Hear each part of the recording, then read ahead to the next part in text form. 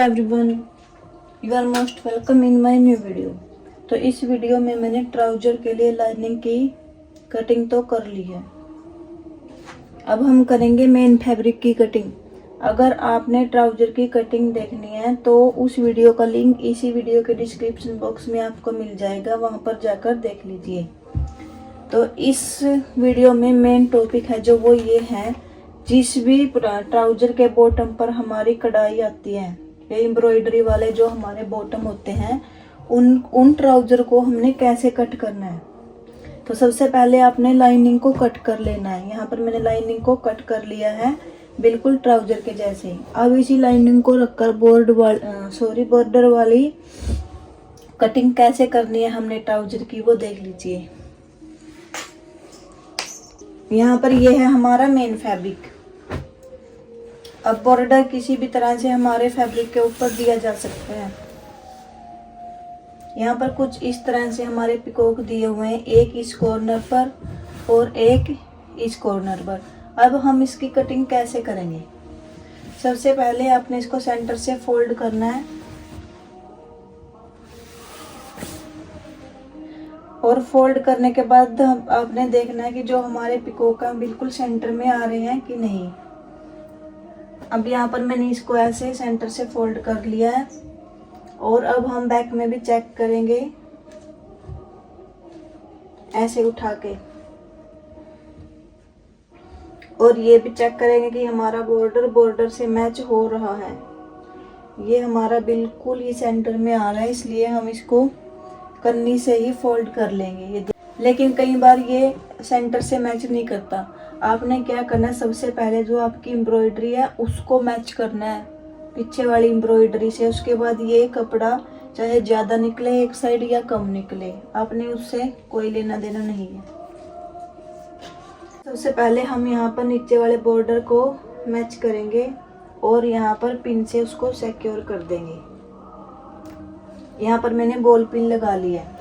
ऊपर वाले बॉर्डर को नीचे वाले बॉर्डर से मैच करते जाइए और वहाँ पर आप ये बॉल पिन से इसको सिक्योर कर दो ताकि बॉर्डर हमारा हिले ही ना।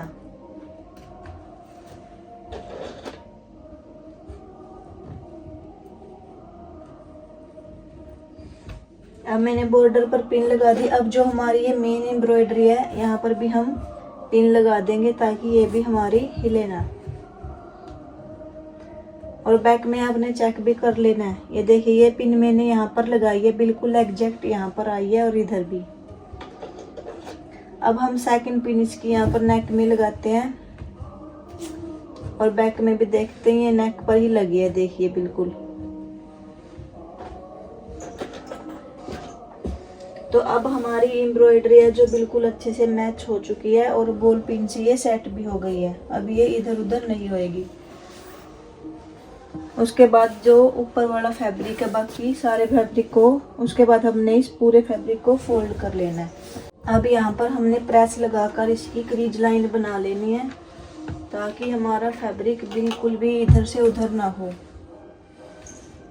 कोई भी फैब्रिक हो आपने सेंटर से सेंटर को मिलाना है। एम्ब्रॉयडरी वाले को आपने कन्नी से कन्नी मिला के सीधा फोल्ड नहीं करना, कहीं आपका ये जो एम्ब्रॉयडरी है वो आगे पीछे हो जाए। हमने एम्ब्रॉयडरी को मिलाना है बिल्कुल। उसके बाद हमारा फैब्रिक चाहे एक साइड से ज़्यादा हो या फिर कम।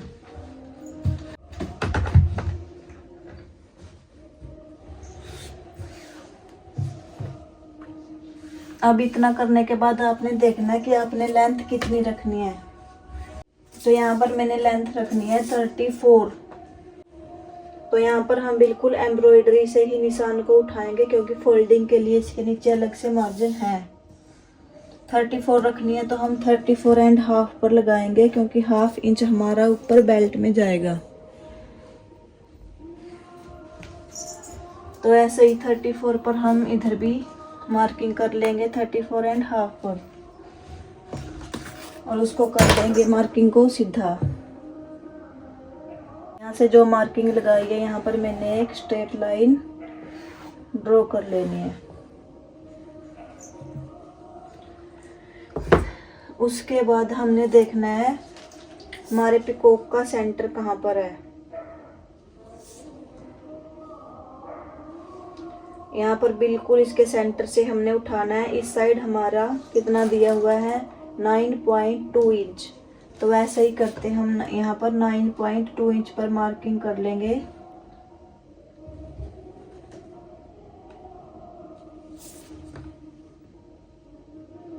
यानी कि हमने इस पिकॉक का बिल्कुल सेंटर उठाना है वहां तक जहां तक हमारी लेंथ की मार्किंग है।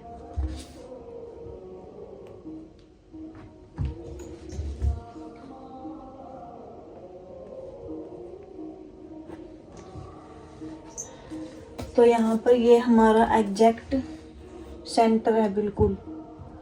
इस सेंटर वाली लाइन को हमने यहाँ पर स्ट्रेट कर देना है।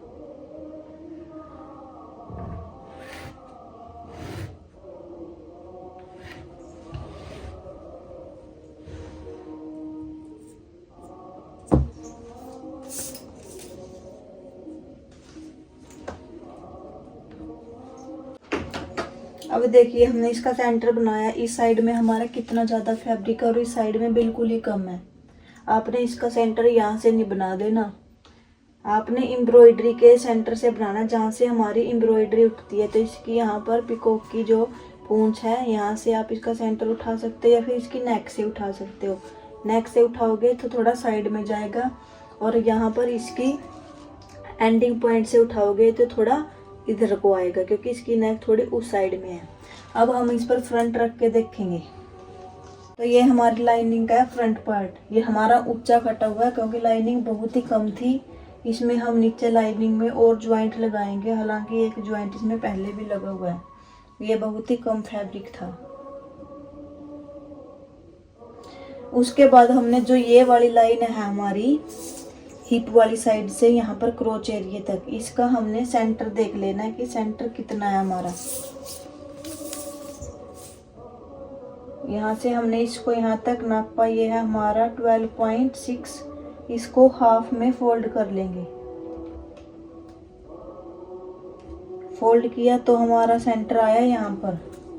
अब इधर से हमने देखना है 6.25 इंच, तो इधर से भी हमने इसको 6.25 इंच पर ही मार्किंग कर देनी है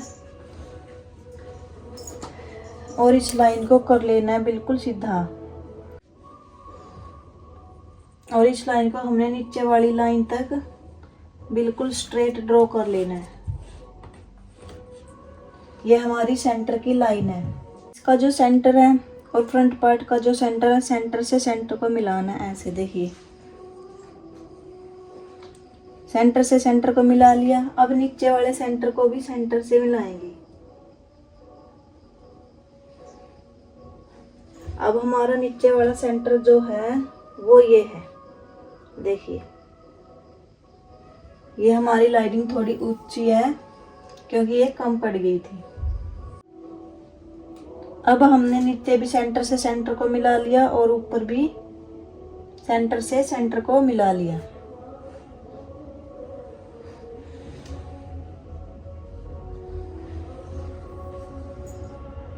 बिल्कुल परफेक्टली हमारा ऊपर से नीचे सेंटर मिल चुका है।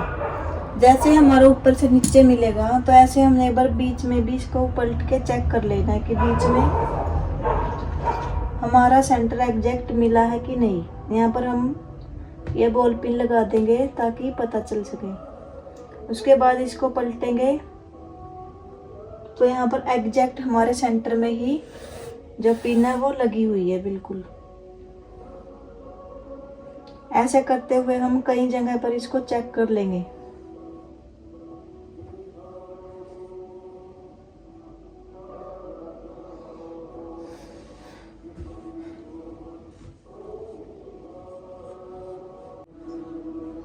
अब हम यहाँ पर ऐसे पलटते हुए इसके नीचे वाले सेंटर को भी चेक कर लेंगे कि हमारा करेक्ट मैच हो रखा है। तो अब यहाँ पर हमारा ऊपर वाला और नीचे वाला दोनों सेंटर बिल्कुल करेक्टली मैच हो रखे हैं। अब हम इसकी ऐसे करते हुए कटिंग कर देंगे। तो यहाँ पर जो हमारा पिकॉक है वो बिल्कुल सेंटर में आएगा। आपने इस चीज़ का सेंटर नहीं उठाना, इस चीज़ का सेंटर उठाओगे तो थोड़ा इधर आएगा, फिर आपकी पैंट पूरी घूमेगी। आपने इस वाले एरिया का सेंटर उठाना है। ना ही आपने इस चीज को उठा लेना। देखना इस साइड से तो कितनी और इस साइड से बिल्कुल कम। अगर इसका सेंटर उठाओगे तो यहाँ पर आएगा और आपकी पूरी पैंट घूमेगी। आपने क्रोच एरिया वाला सेंटर उठाना, ये ध्यान रखना बस। अब हम इसकी कटिंग कर लेंगे।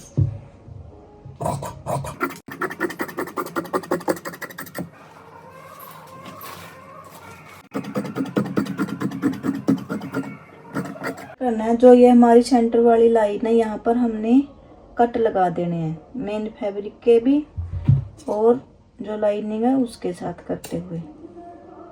जब हम इसको कच्चा करेंगे तो ये कट से कट हमारे मिलने चाहिए। इसके बाद हमने यहाँ पर डालनी है डाट। उसका हम साइज लेंगे 5.5 इंच, आप 5 भी ले सकते हो। और यहाँ से रखेंगे हम 1/2 इंच इधर और 1/2 इंच इधर। यहाँ पर डाट की मार्किंग कर देनी है।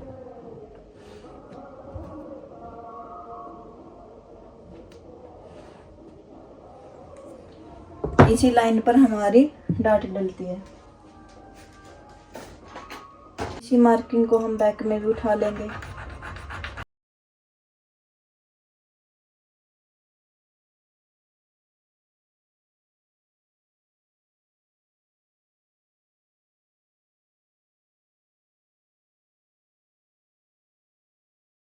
तो ये हमारी लाइनिंग की कट हो चुकी है और ये हमारा मेन फैब्रिक की भी कटिंग हो चुकी है।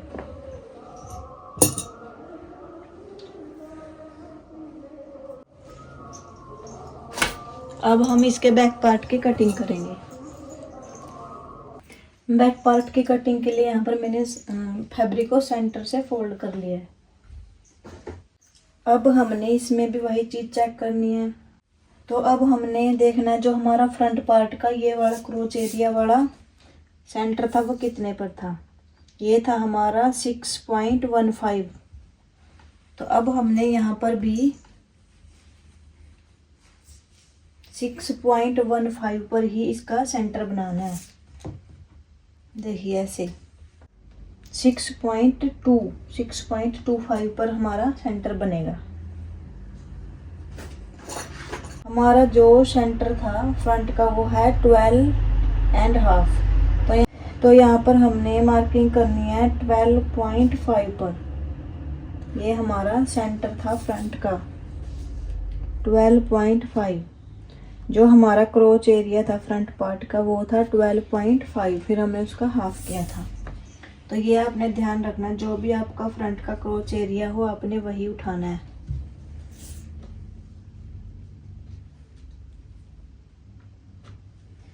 तो ये है हमारा सेंटर।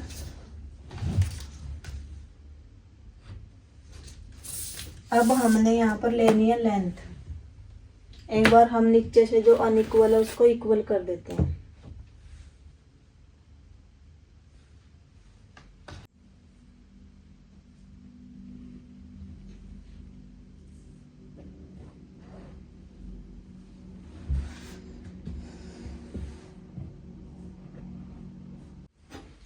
एक बार हम इसके ऊपर हमारा फ्रंट पार्ट रख के इसकी सेंटर वाली मार्किंग कर लेंगे इसके ऊपर।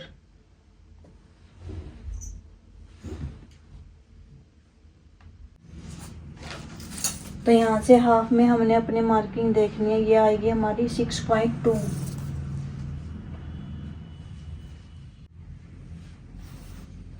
यहाँ वाली 6.2 और फिर नीचे वाली हमने चेक करनी है। यहाँ से हमारी थी 4। अब हमने बैक पर भी यही मार्किंग करनी है 4 इंच नीचे से, और 6.2 थी हमारी ऊपर से, यहाँ से 6.2। अब इस मार्किंग को हमने कर देना है स्ट्रेट।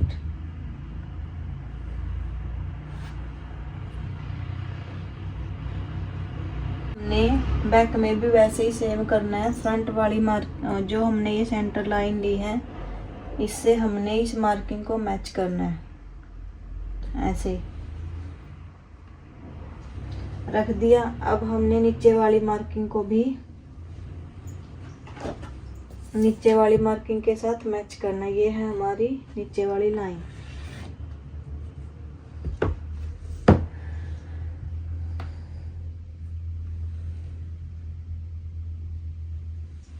ये देखिए यहाँ पर हमारी centre to centre line match हो चुकी है बिल्कुल। और इसको थोड़ा खींच देंगे ताकि नीचे जो भी चुन्नट वगैरह वो निकल जाए। हमने ये ध्यान रखना है बस, ये हमारा सेंटर इस फैब्रिक के सेंटर से मिलना चाहिए। ऐसा नहीं है कि हम इस फैब्रिक को इधर रख दें बिल्कुल कोने पे रख कर कट कर दें, तो फिर हमारा ट्राउजर घूमेगा। जो हमारा फ्रंट का सेंटर था क्रोच एरिया का वही उठाना है हमने। और यहाँ पर भी, यहाँ से भी हमने फुल फैब्रिक का जहाँ पर भी हमारी एम्ब्रॉयडरी थी वो सेंटर उठाया था, और हमने बैक के लिए भी फिर सेम ही करना है। अगर हम फ्रंट पार्ट को साइड से निकाल रहे हैं, साइड में एम्ब्रॉयडरी दी हुई है, तब हम बैक को भी साइड से निकालेंगे। अगर हमने फ्रंट सेंटर से निकाला है एम्ब्रॉयडरी के कार्ड क्योंकि वो सेंटर में थी, तो फिर बैक को भी हम उसी तरीके से सेंटर से ही निकाल लेंगे, साइड से नहीं निकालेंगे। नहीं तो आपकी पैंट को घूमने से कोई भी नहीं रोक सकता। फिर इसके बाद फिर हमने यहाँ पर बैक की भी कटिंग कर देनी है। अपने बस इसी चीज का ध्यान रखना है कि जो हमारे क्रोच एरिया वाली लाइन थी उसका सेंटर लेना है, वो फैब्रिक के ऊपर भी लेना है और इसके ऊपर तो हमने लेना ही लेना है। फ्रंट वाले क्रोच एरिया की लेनी है, बैक वाले की नहीं लेनी, क्योंकि बैक वाले की तो देखना, अब यहाँ से हम बैक वाले की करे थे 15 आ रहा है, इसके अकॉर्डिंग तो यहाँ पर आएगा सेंटर। हमने फ्रंट में भी बैक वाला ही लेना है और फ्रंट में भी फ्रंट वाला ही लेना और बैक में भी फ्रंट वाला ही लेना है। ऐसा नहीं है कि कहीं आप फ्रंट में फ्रंट वाला ले दो और बैक में बैक वाला, तो फिर भी आपका ट्राउजर घूमेगा। ये मिस्टेक्स आप करते हो और फिर वो ट्राउजर पूरे का पूरा हमारा घूमता रहता है या फिर सेंटर से पूरा उठता है।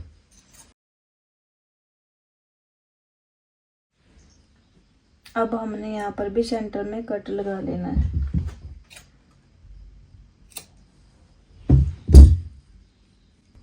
तो ये हमारी हो गई है ट्राउजर की कटिंग एम्ब्रॉयडरी वाले की। अगर आपको वीडियो में कुछ भी इंफॉर्मेटिव लगा हो तो please do subscribe my channel and hit the bell icon for more updates. और जहाँ से आपको कटिंग समझ में ना आई हो तो आप कमेंट छोड़ देना, वहीं से मैं उसको फिर से रिपीट कर दूँगी। Thank you so much. मिलते हैं किसी नई वीडियो में नए टॉपिक के साथ, तब तक के लिए टेक केयर, बाय।